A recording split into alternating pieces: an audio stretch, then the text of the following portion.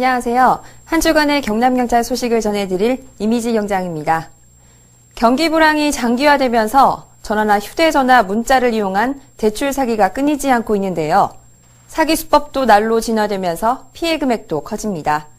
올 한 해 발생한 대출 사기를 분석해봤습니다. 올해 1월부터 11월까지 경찰에 접수된 대출 사기 피해 사건은 16,020여 건, 피해 금액만 817억 원에 달합니다.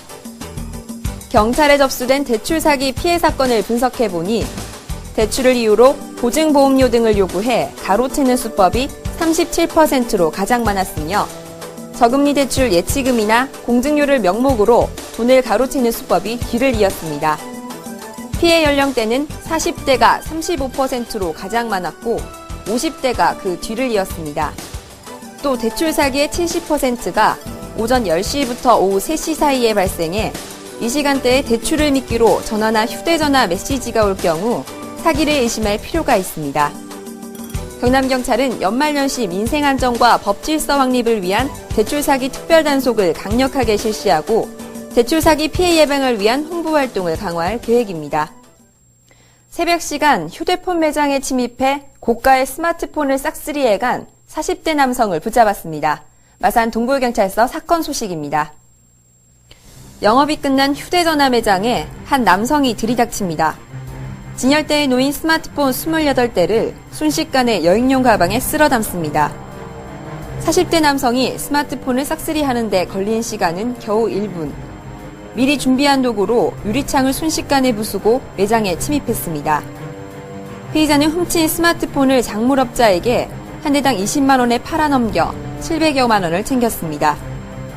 범행에 사용한 차량이 인근 주택가에 설치된 CCTV에 포착돼 보름 만에 경찰에 붙잡혔습니다. 더 나가라고 안심하지 마시고 전면이 유리로 되어 있는 가게는 철제 셔터를 설치하는 것이 좋습니다.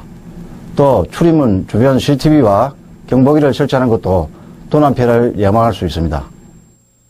창원 서부경찰서는 인터넷에서 전국 소설가 70여 명의 작품을 무단으로 올려서 부당이익을 챙긴 조선족을 붙잡았습니다. 다양한 자료를 올리고 내려받을 수 있는 파일 공유 사이트입니다. 스마트폰이나 태블릿 PC로 볼 수 있는 다양한 도서 자료가 올라와 있지만 대부분 저작권법을 위반한 불법입니다.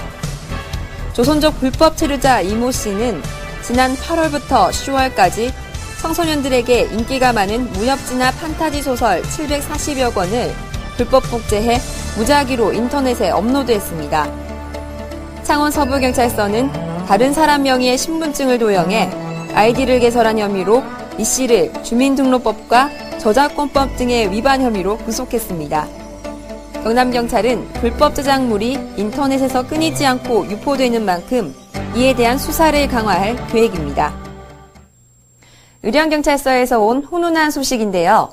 도둑 잡고 포상금마저 기부한 의령군청 공무원과 환경미화원이 화제가 돼 추운 날씨에 따뜻한 온정의 손길이 연말연시 어려운 이웃들에게 감동을 주고 있습니다.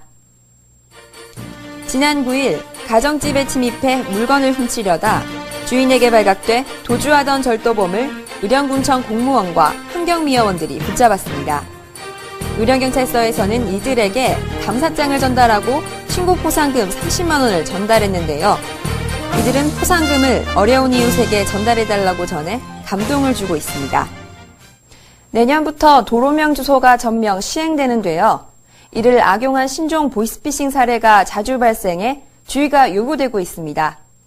은행들은 실제로 주소 변경 확인 전화를 걸고 있지만 주민번호만 직접 누르게 할 뿐 계좌번호와 비밀번호는 일절 묻지 않는다고 하니 유념하셔야겠습니다. 이상 경찰 리포트를 마칩니다. 감사합니다.